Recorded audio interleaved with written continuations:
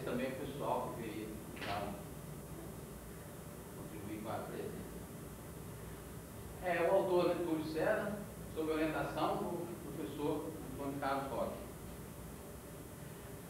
A nossa apresentação nós vamos dividir nas seguintes tópicos, né? Vamos primeiro faremos uma introdução, onde vamos abordar a motivação que nos levou a estudar esse problema, né?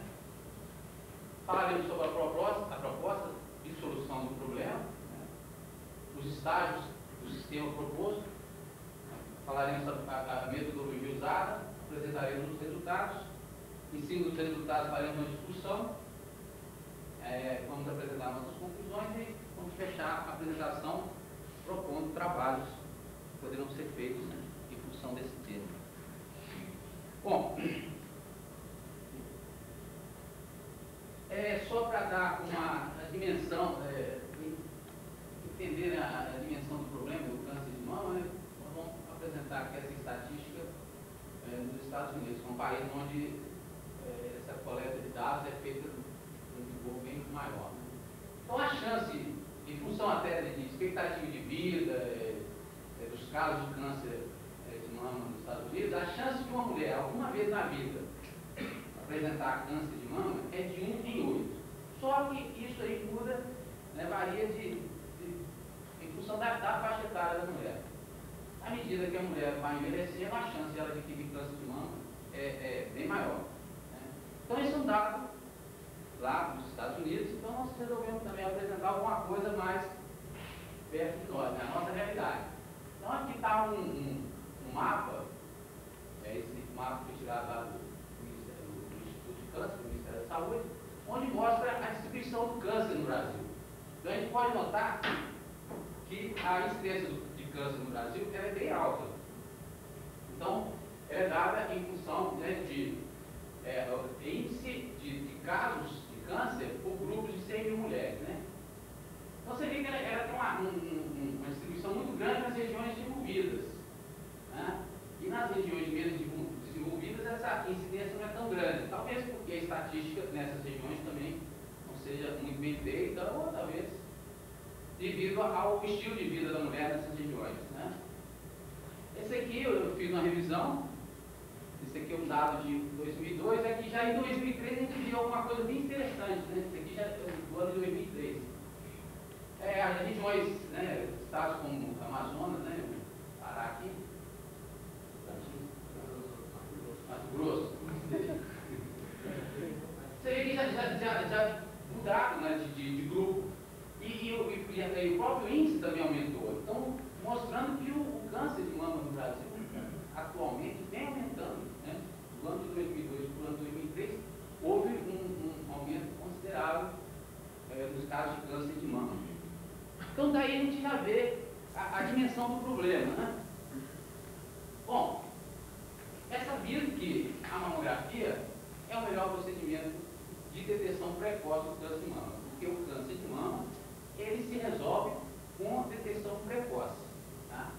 O autoexame, exame clínico, etc., são simplesmente procedimentos para que a mulher conheça a sua mama, mas o método eficaz e eficiente é a mamografia, na detecção precoce, porque o câncer de mama é uma das poucas neoplasias que pode ser detectado precocemente.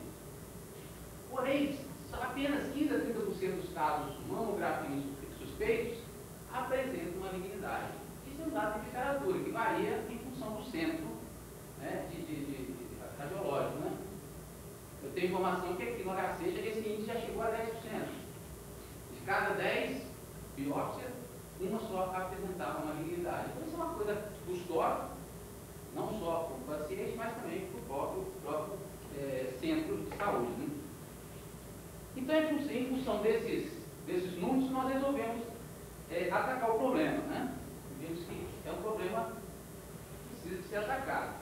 Então, lançamos a nossa proposta. Qual seria? Desenvolver um sistema computabilizado de auxílio ao diagnóstico do câncer de mama. Então, veja bem, é um sistema de auxílio. Não é um sistema de substituição do profissional de saúde. E que fosse acessível a um grande número de pacientes. Não adiantava também desenvolver algo que não fosse acessível à população em geral, né? A ideia foi um sistema que pudesse ser implementado em computadores pessoais com mínimo de recursos. E para isso, nós pensamos em desenvolver um sistema totalmente baseado em redes neurais. E por que redes neurais? A rede neural ela é cara computacionalmente só no desenvolvimento. Depois de treinada, consolidada, etc., a rede neural são simples operações matemáticas de multiplicação de matrizes, etc. Então, é facilmente implementada em configurações bem simples, né? Não teria necessidade de grandes computadores. E em que consistiu finalmente o sistema? Né?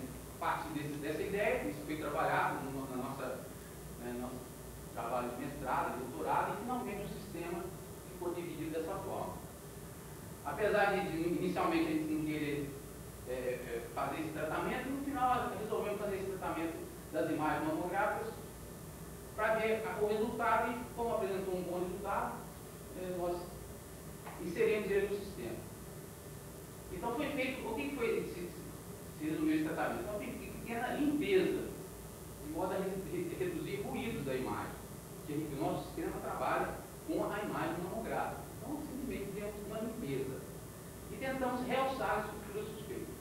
Então foi um pequeno tratamento, nada muito técnico, né? Fizemos algo bem manual em função do que a gente viu na literatura especializada. A segmentação foi feita utilizando as redes de Voronoi, né? E a classificação utilizando o perceptor com 2 camadas escondidas, treinadas por esse algoritmo, né, convencional de retropropagação do erro. Bom, então vamos detalhar esses estágios do sistema. Né? O que consistiu esse tratamento das imagens? Reforçando, né, o que eu já disse, um simples tratamento de imagem, nada de pré-processamento. Tá? Eu sei que aqui tem gente que trabalha com imagem, então eu não me sinto à vontade de chamar isso de um pré-processamento, é um tratamento das imagens. Eu inicialmente retirei os artefatos da imagem, procurando trabalhar com a imagem mais limpa. Então, que era a identificação de paciente, algum traço, algum defeito no raio-x, eu limpei. Outra coisa que eu fiz foi retirar os valores baixos de pixel. Eu trabalho basicamente com valores de pixel da imagem. Mas tem um determinado valor de pixel a partir do qual a imagem só forma a imagem, só compõe a imagem. Esse valor ele não traz informação, ele não agrega informação para o sistema. E tentei fazer um realce aqui de uma forma bem manual. Eu segui as minhas escolas e verificava o que era estrutura suspeita. E tentava realçar essas estruturas suspeitas. Né? E o que é estrutura suspeita no mamograma? São regiões mais claras. Né? No caso de nódulo, no caso de distorções estruturais, você nota que é uma estrutura, é uma região do mamograma, da imagem, que chama a atenção. Ela não é aquela região comum, né, da mama. Então desenvolvi uma rotina assim, ali no maxilar para fazer esse tratamento. E o efeito visual foi esse aqui, ó. Então, se a gente verificar, o que é retirar os pixels baixos? É isso? Exatamente isso aqui, ó. Você retira os valores de pixels. Então, é uma tênue mudança visual. E realçar as estruturas deu esse efeito visual. Então, o efeito visual não traz muita informação para nós. Porque o que a gente faz? Quem trabalha nas nossas imagens são as 2 redes neurais, né? A rede de Voronoi e o perceptor multicamada.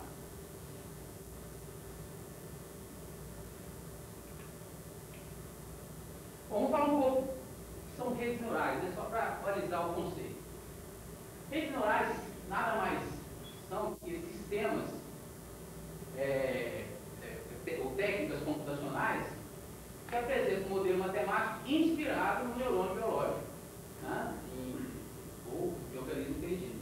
Eles tentam imitar a estrutura dessas células cerebrais, né? Suas características básicas e organização. E o que é importante, a rede neural aprende através da experiência, adquire conhecimento através da experiência. Então, são apresentados padrões e ela aprende em cima desses padrões representados. E caracteriza pela reunião de grande quantidade de células de processamento, que a gente chama de neurônio, né? Interligado com um grande número de conexões, que a gente também chama de sinapse, muito parecido com, né, imitando mesmo, né, tentando fazer um paralelo com o sistema biológico. E essas conexões processam a informação de uma forma paralela. Então vamos ver como é que seria isso. Né? Técnica errada toda hora. Aqui está um neurônio biológico. Quem conhece o neurônio sabe que ele é formado por dendritos, né, são ramificações que trazem um sinal. Essas ramificações trazem sinais que podem ser impulsos, né, que podem ser inibitórios, né, ou excitatórios. Esses sinais chegando no corpo celular, ou soma, vai ou não gerar um impulso, né, na direção do axônio, chamado, né, o potencial de ação. Então, basicamente, a estrutura do neurônio biológico é essa aí. Então, o que é a estrutura do nosso neurônio artificial? É um modelinho que tenta simular aquela estrutura. Nós temos as entradas, né, interligadas ao corpo principal, que é o corpo celular, através de pesos. Né? Aqui a gente tem uma função de soma, então a gente faz essa multiplicação em soma, e é uma função de transferência. E aqui é a saída, né? Tentando simular aquele efeito do soma, do potencial de ação, do limiar, né, do potencial limiar, etc. Então isso aí basicamente é a nossa estrutura. E esse neurônio artificial, ele interligado, né, através de várias unidades dela, forma o que a gente chama de rede neural. Então esse aqui é um tipo de rede neural que nós trabalhamos, né, que é o nosso percebe multicalar. Mas também nós trabalhamos com outro tipo de rede. E a gente é o mapa auto-organizável de Corbone, né?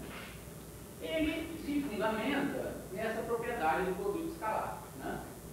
O que é produto escalar de dois vetores? Vale o produto dos seus modos vezes o cosseno do ângulo formado por esses dois vetores. No caso de vetores unitários, quanto maior o cosseno, menor o ângulo, portanto mais próximos estarão os vetores, né?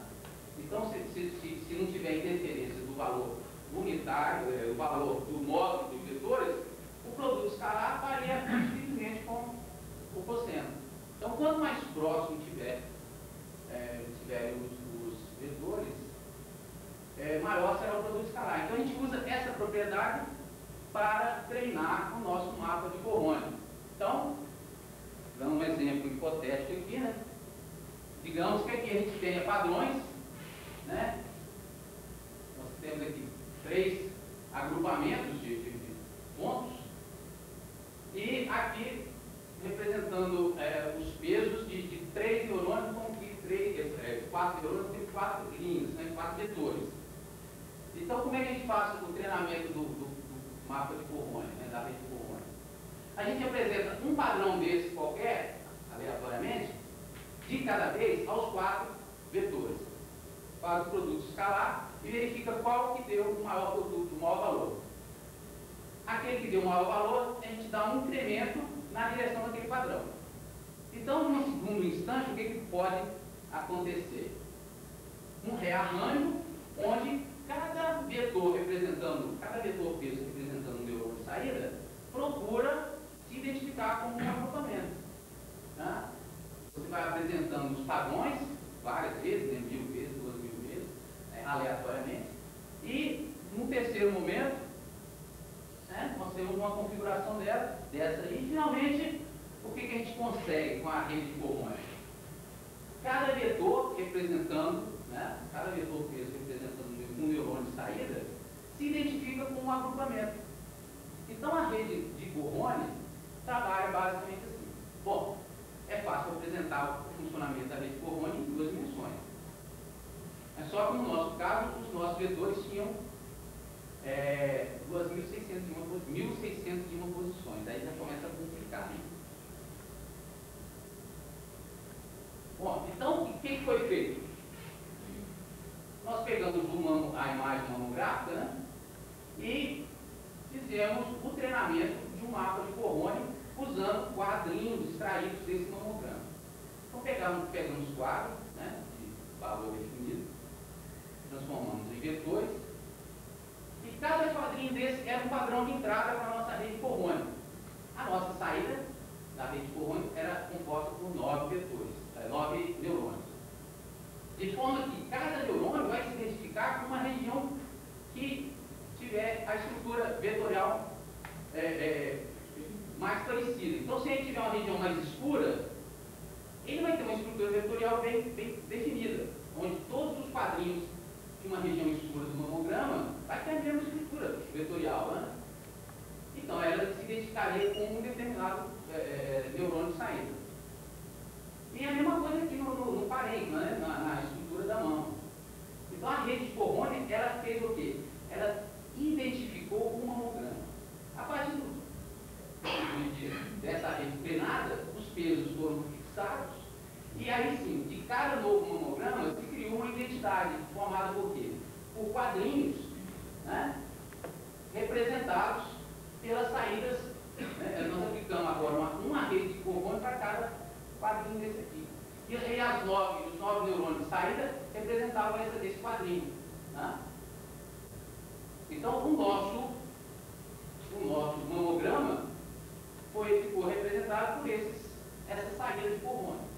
E essa saída de Cohone alimentou um perceptron de camadas treinado, né, para dar o valor 1, quando o mamograma for apresentar estrutura suspeita, e 0 quando for não suspeito. Porque a gente já tem o diagnóstico desse mamograma aqui. Cada mamograma tinha diagnóstico. Então agora nós fizemos um treinamento supervisionado. E depois nós fizemos o teste ou generalização do nosso sistema. Então basicamente a gente tem uma rede de Cohone e um perceptron de camada fazendo um trabalho de diagnóstico. Né? E a rede, como é que é a estrutura da nossa rede? Então a rede de Cohone, né, possui 1.601 neurônios, né? 2.601 neurônios, tá? Onde tem 1.000, 2.601 neurônios. Que é 51 vezes 51. Então, esses neurônios, essa rede de Cohone é alimentada com os valores de pixel normalizados de 4, 51 por 51 pixels. Então, cada pixel é um neurônio de entrada. Cada valor de pixel alimenta um neurônio de entrada da rede. Então, aqui seria 51 vezes 51, daria 2.601 neurônios. Então, os vetores de entrada, 2.601 posições. Tá? E o mamograma total possui essa dimensão, 1024 por 1024 pixels. O treinamento auto-organizado utiliza esse algoritmo aqui, né? Onde HCI é a função de vizinhança. Tá? A saída com 9 neurônios, um arranjo 3x3. E a função de vizinhança é essa função convencional, onde ela diminui à medida que o neurônio estiver mais longe do neurônio vencedor, né? É a função de vizinhança convencional do mapa de Cohone. E diminui com o tempo. À medida que o treinamento vai prosseguindo, a função de vizinhança vai diminuindo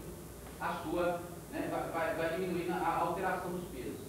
Então, o peso, né, não só o neurônio vencedor, mas todos os neurônios da vizinhança vão sendo alterados. E o que seria essa vizinhança? É uma coisa muito simples, né? O exemplo aqui de função de vizinhança, das vizinhanças. Então, aqui a gente vê a primeira vizinhança. Nós temos uma solução de controle toroidal. Então, veja bem, nós temos aqui os 9 neurônios. O que seria os vizinhos do neurônio 9? Primeiros vizinhos. Os 6, 8, 7 e 3. Então, esse aqui sofre alteração. O peso desse neurônio sofre alteração com uma determinada taxa. E essa primeira vizinhança sofre com uma taxa um pouquinho menor. Já a segunda vizinhança, que são esses vetores aqui, os pesos sofrem alteração com a taxa menor ainda. Então, isso aí é assim que se caracteriza a nossa função de vizinhança. Não aumentamos mais a vizinhança porque a nossa estrutura era 3x3, muito pequena, né? Existem mapas Cohone com estrutura bem maior. Né? E no nosso caso, não fazia sentido crescer muito essa saída do mapa de Cohone. Já o perceptron é formado, né, com uma camada de entrada com 2.223 neurônios. Por quê? De cada quadro, de cada mamograma, nós extraímos 246 Como de cada quadrinho a gente tem uma saída de 9 neurônios, a entrada do percepto e a saída costumava ser hormônio. Então, são 247 quadros, 9, 223 neurônios, 2.223 neurônios. A primeira camada ficou definida com 100 neurônios, também essa definição é bem empírica, né, baseada em tentativa e erro. E a função de transferência de ativação é a tangente sigmoide hiperbólica. Nós vamos até comentar porque nós utilizamos essa função de transferência. A segunda camada oculta também com a mesma função de transferência, porém com apenas 50 neurônios. E a camada de saída, nós utilizamos essa função de transferência de ativação linear, porque era apenas um neurônio, então o que era para ser discriminado já foi discriminado nessas duas funções de transferência. Então aqui já não fazia sentido ter uma função mais complexa. E o algoritmo de treinamento foi o convencional, o backpropagation, que nada mais é do que a gente apresenta um padrão de entrada para a nossa rede, propaga o sinal e verifica a saída. Se a saída obtida não bater com a saída desejada, a gente volta corrigindo os pesos. Apresenta outro padrão, propaga o sinal, verifica a saída. Né? A saída não bateu com a desejada, a gente volta corrigindo os valores dos pesos, né? Ou sinais. Né? E qual foi a metodologia utilizada? Então, conforme dito anteriormente, pegamos um mamograma, né? Tem 1024 e 1024 pixels. Né? Pixels, né? São pontinhos que formam a imagem. Então nós pegamos aqui, né? 13 colunas de quadrinho por 19, né? Linhas. 13 vezes 19, 247 quadrinhos. Tentando pegar só a parte útil do mamograma. Né? Essa parte escura aqui não traz informação. Então também nessa etapa a gente procura eliminar excesso de informação. Né? A gente maximiza a informação a ser apresentada para o sistema. Então são quadros de 51 por 51 pixels. Né?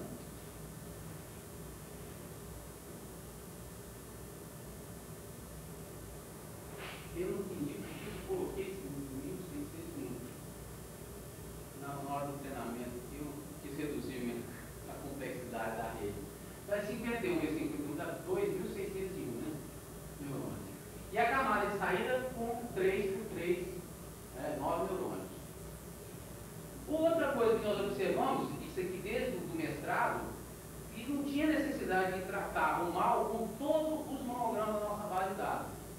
Porque a rede de Cohone, ela estava ficando sobrecarregada quando a gente trabalhava com vários mamogramas. E nós verificamos que se trabalharmos com apenas o número mínimo de mamogramas, nós chegamos a trabalhar com 3, com 4, e chegamos até a trabalhar com 2. Finalmente fixamos esse número aqui. Chegamos aleatoriamente com um mamograma maligno e um benigno. E extraímos os 247 quadrinhos de cada um deles. Né? Ou seja, nós obtivemos 494 padrões de treinamento para a rede de Cohone. Por quê? Porque o que a gente verificou, né, que cada quadrinho desse, que cada mamograma maligno e cada mamograma benigno é composto de quadros 51 por 51 pixels, na maioria deles com estruturas normais do mamograma.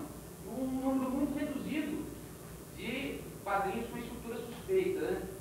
Então, poderia ter pensado, por que não pegou um mamograma normal também, né, para caracterizar bem a base de dados?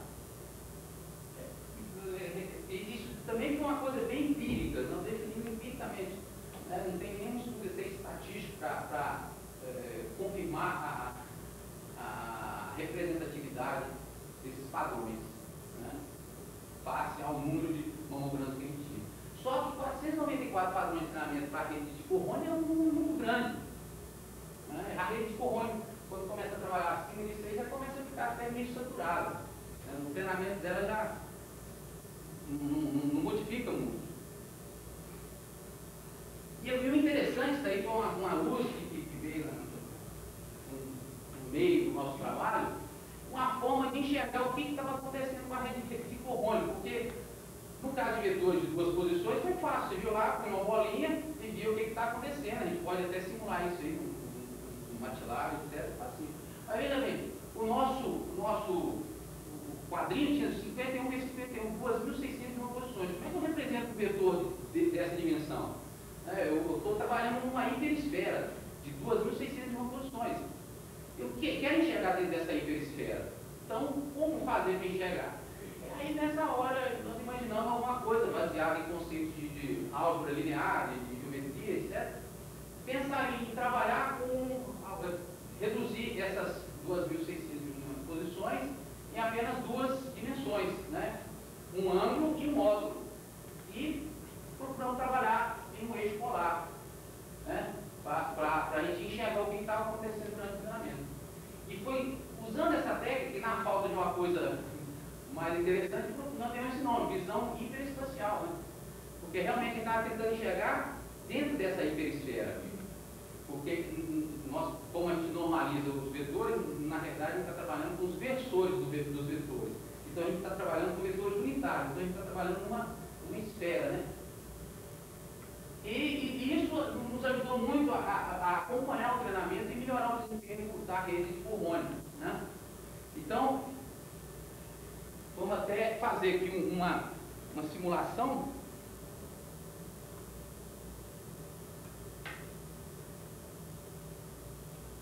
Para mostrar o que seria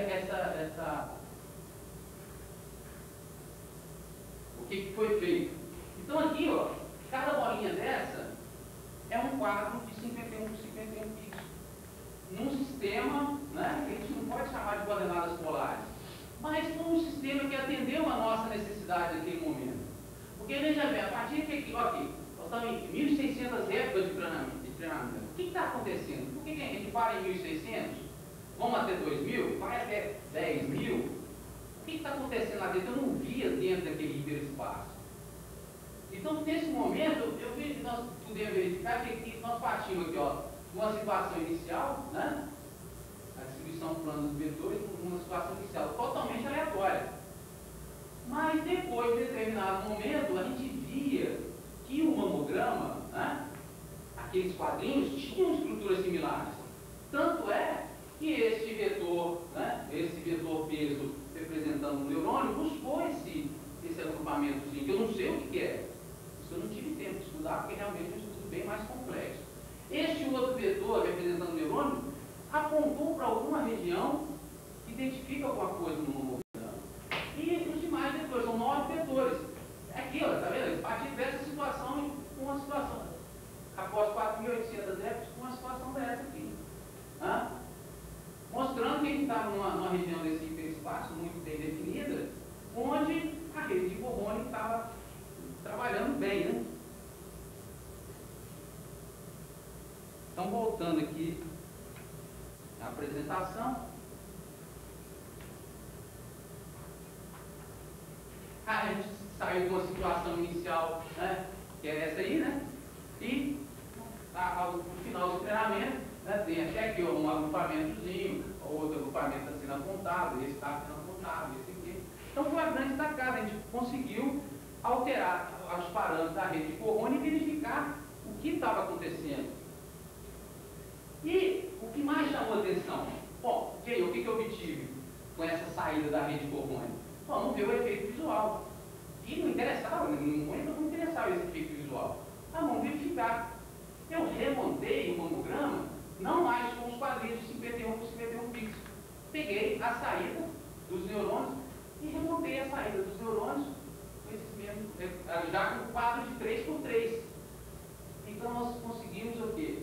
Um efeito de redução de escala, mantendo o quê? Como aqui é representação em cinzas, né, e a capacidade do olho humano de perceber níveis de cinza é muito pequena, eu fiz a representação aqui colorida.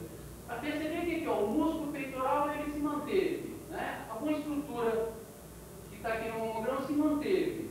Ou seja, a rede de Coulomb, o mapa de Coulomb, identificou o que é o mamograma e não perdeu informação.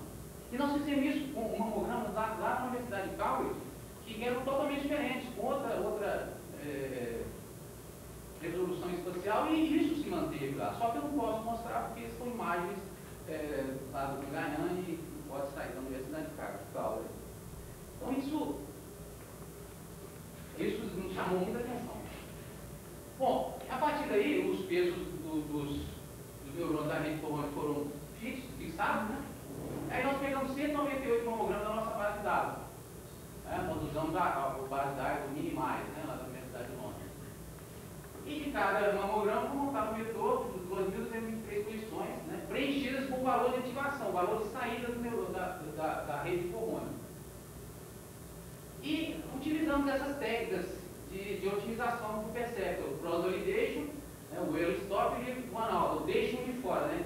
O cross-validation e o early stop, ele serve só para a gente não supertreinar o perceptor. Porque o perceptor tem uma característica, se você treina demais, ele decora os padrões de treinamento, então na hora que você apresenta novos padrões, ele não generaliza bem.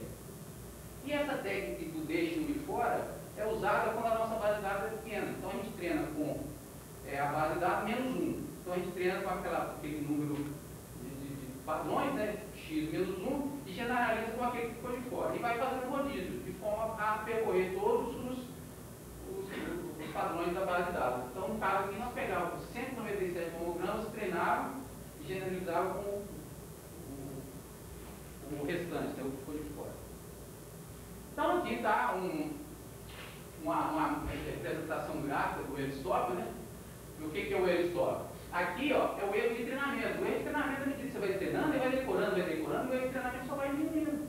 Mas quando você apresenta novos padrões, ele vai diminuir o erro de validação, né? O erro quando se apresenta novos padrões, mas a partir de determinado momento, o erro começa a subir de novo. Porque a rede, o perceptor é bom, decora os padrões de treinamento e generaliza de uma forma, começa a empobrecer a generalização. Né? E aqui a técnica do cross-validation, a gente pega, divide nossa base de dados em um determinado número e define para cada número desse um ponto de parada, né, um treinamento. Tira a média e aplica na nossa rede de treinamento. Então, aplicando tudo isso, nós obtivemos essa tabela. Nessa tabela a gente coloca, né, a fração verdadeira positiva, ou sensibilidade. Ou seja, quantos casos de pacientes com câncer que nós acertamos? Do número de pacientes com câncer, quantos casos nós acertamos? E a fração verdadeira negativa, que é a especificidade. Quantos casos, né, percentual de casos de pacientes que não têm câncer que nós acertamos entre nós, dizendo que não tem câncer. E aqui a gente vai colocando limiar, quer dizer, acima de 0 é suspeito, abaixo é não suspeito. E acima de 0,1, acima de 0,2, acima de 0,3, a gente vai mudando o limiar de forma a montar essa tabela. Então, veja bem, o limiar normal que a gente analisa o sistema é esse limiar meio, né? Eu treinei 0 para dar normal, 1 para dar suspeito. Então, meio está na metade. E está acima de meio é suspeito, e está abaixo de meio é não suspeito. Eu trabalhando nesse limiar, eu tenho o quê? Eu acerto 90% dos casos que eu falei que tem câncer, eu acertei. Então, a população dos doentes, eu acertei 90%. Só que da população sã, eu acertei 95%. Ou seja, eu tenho 5% de pessoas aqui que eu falei que não tem câncer, que tem. Isso é grave, né? Não pode mandar para casa uma pessoa que tem doença. Aí, a grande jogada no sistema desse é você poder trabalhar no limiar. Se eu trabalhar com limiar 0,4, eu estou sendo mais rigoroso, né? Estou sendo aquele médico velhão, né? Ou seja, eu acerto 100%. Falei que não tem câncer, não tem mesmo. Pode ir embora para casa. Eu penalizo a minha sensibilidade. Então, essa é a grande jogada no sistema que trabalha dessa forma. Outra forma de apresentar o resultado é através da curva ROC, né? Em homenagem da curva ROC, é bem disso, né? Receiver Predictive. Então eu peguei, aqui a gente coloca a fração verdadeira positiva, ou seja, o quanto que a gente acerta na população doente.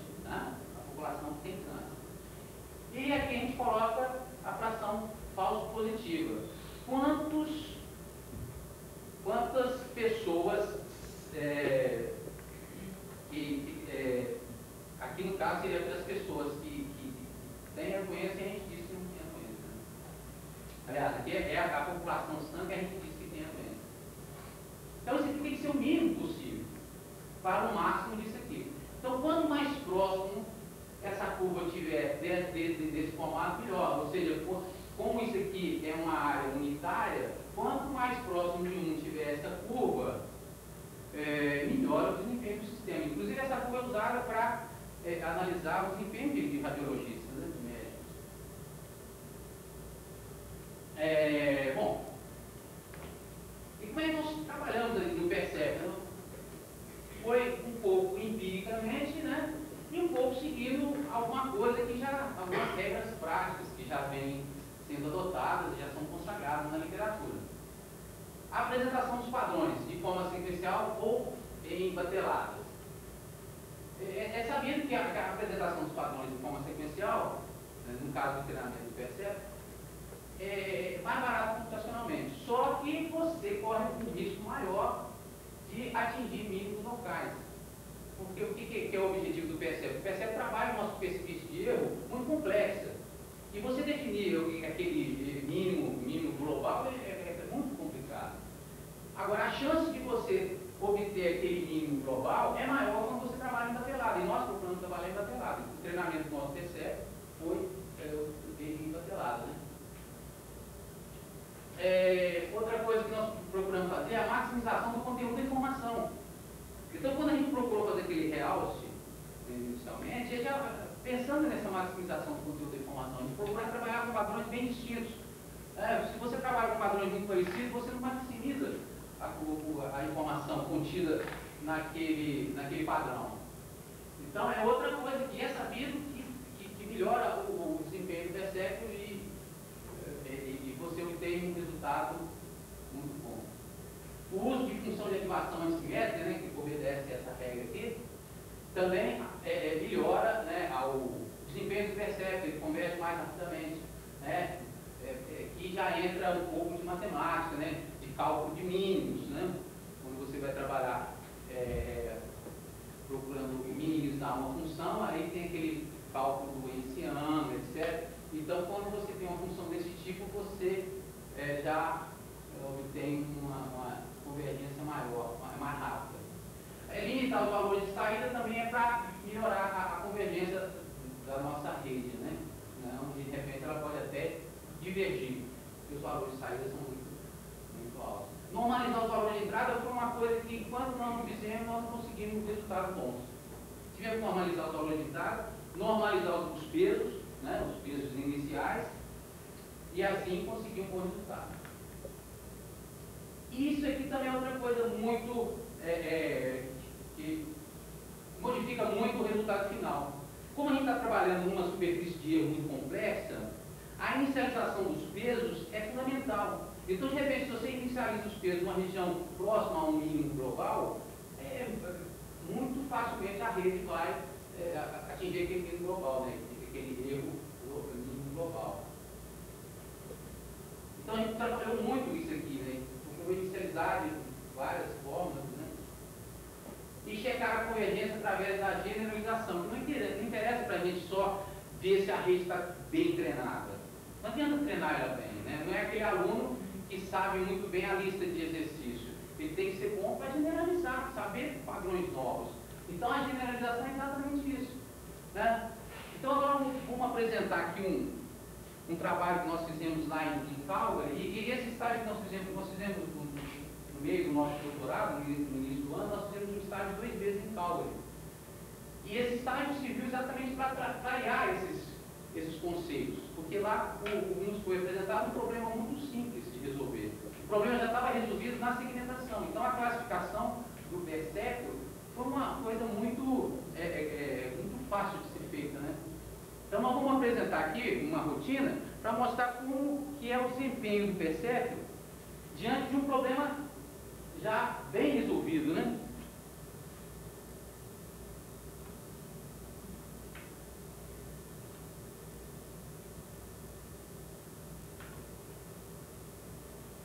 Então, veja bem, esse problema aqui trata-se de quê?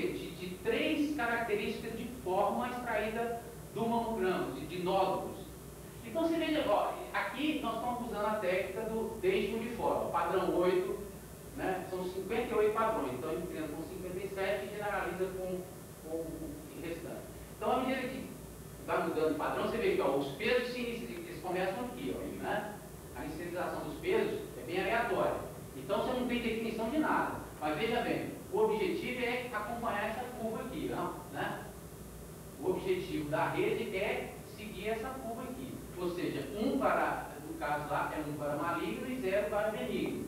Né? Então aqui está bem definido o problema. Ó, isso aqui é benigno e vermelho é maligno. Bastou passar um plano, você consegue dividir essas duas populações. Então, para a rede, você vê, é uma rede bem simples, com uma camada escondida só. Né? Para a rede neural, esse problema ficou muito fácil, porque ele já estava bem resolvido na fase de segmentação. Então, aqui a gente percebe que ela treina muito bem. Né?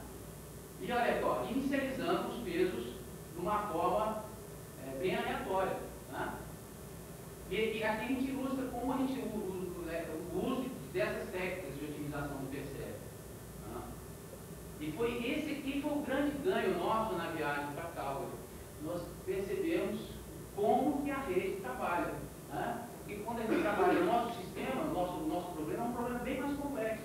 Né? Então, veja bem, ao final, né, dos 58 padrões, 56 padrões, ele deu o resultado final. Isso aqui já é o resultado da generalização, não mais do treinamento.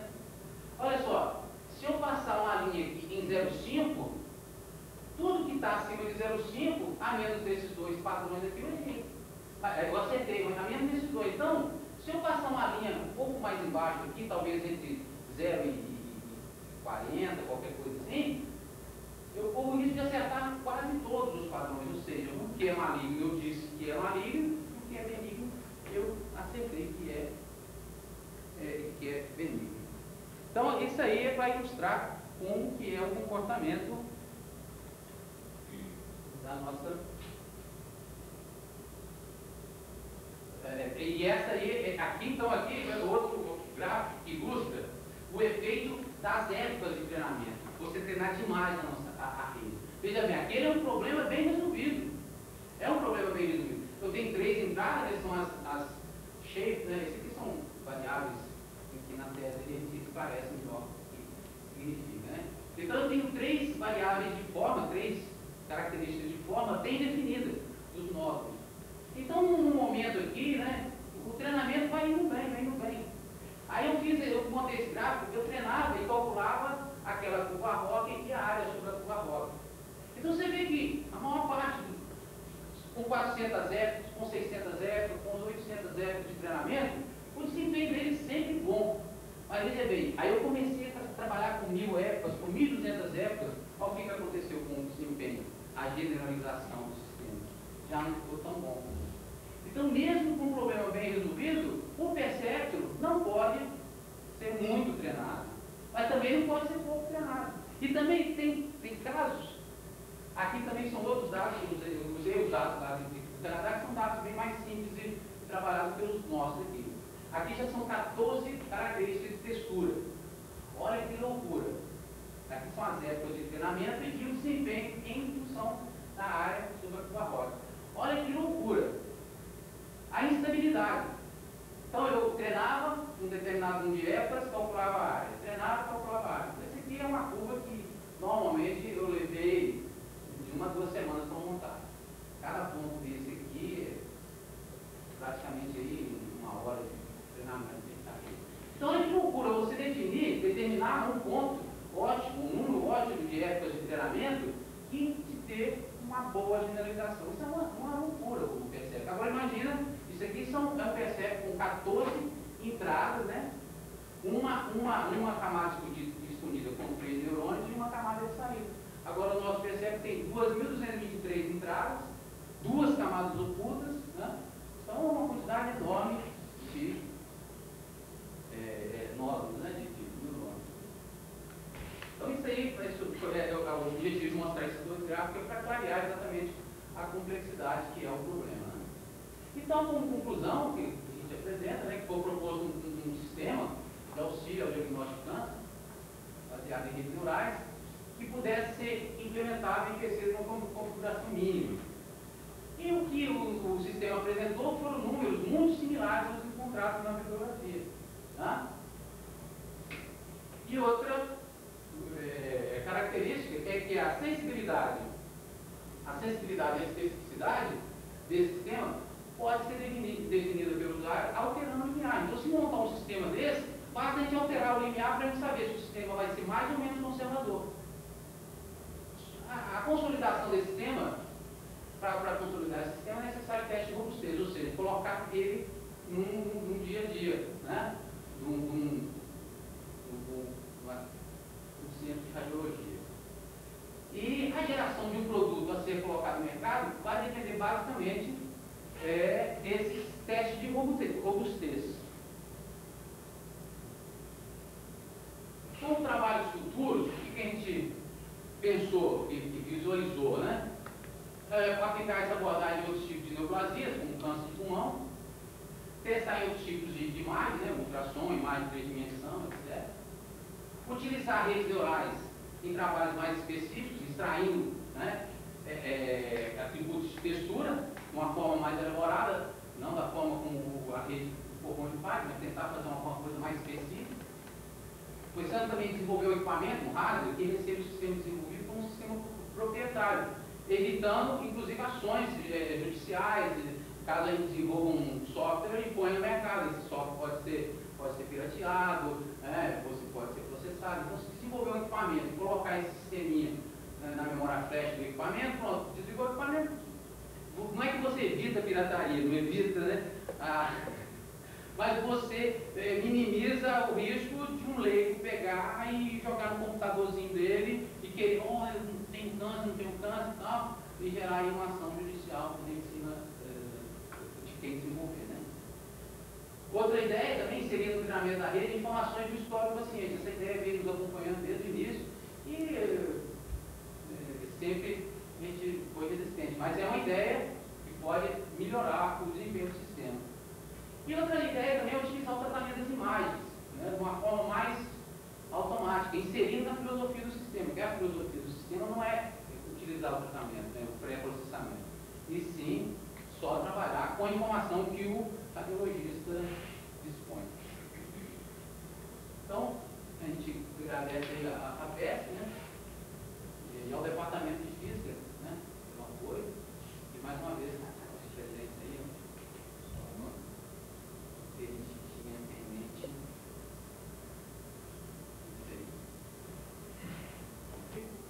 Ele gastaria o quê? Se eu apresentar uma imagem, entre apresentar uma imagem e gerar uma saída, ele vai durar 1 segundo. Como eu até coloquei, não sei se foi nas contribuições, o que eu coloquei, a ideia seria essa. Enquanto você está escaneando uma imagem, aí você tem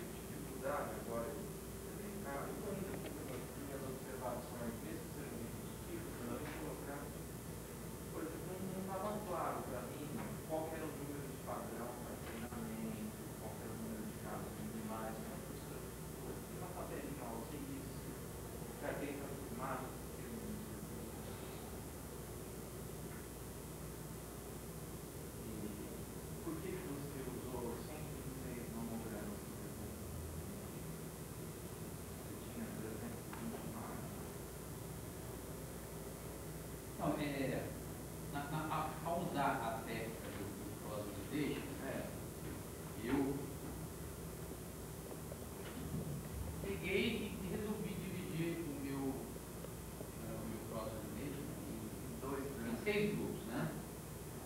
Então, como é que chama? Linear. O que você faz no Cross Detetive? Você pega a sua base de dados, né? Divide em grupos, né? Então você usa, você divide em grupos, então você usa n-1 grupos para treinar e o grupo restante para generalizar. Então, eu, num primeiro instante, resolvi dividir em 6. Né? Então, 126 foi o número divisível por 6. Coisas do dia a dia, né? Por que eu escolhi 6? Na literatura eu vi usando 4, eu vi usando 10, eu vi usando 8, e eu resolvi usar 6, que deu um bom resultado. Então, a partir disso, só que como eu criei uma rotina no MATLAB que já pegava aqui os 6 grupos, eu, nas duas outras tentativas de multiplicar, eu usei múltiplos de 6. Então, eu achei interessante colocar isso mas foi coisa prática mesmo. Teve nenhuma base teórica. Eu achei que o grupo de 6 funcionava bem, então eu treinava com 5 e generalizava com o grupo restante. Então, a partir daí, eu usei 126 padrões, depois 156, também o grupo de 6, e 198% que tem o grupo de 6. Porque a rotina já estava pronta e eu teria que acrescentar mais um loop, mais um forma na minha rotina, para algo que fosse muito possível. Mas não teve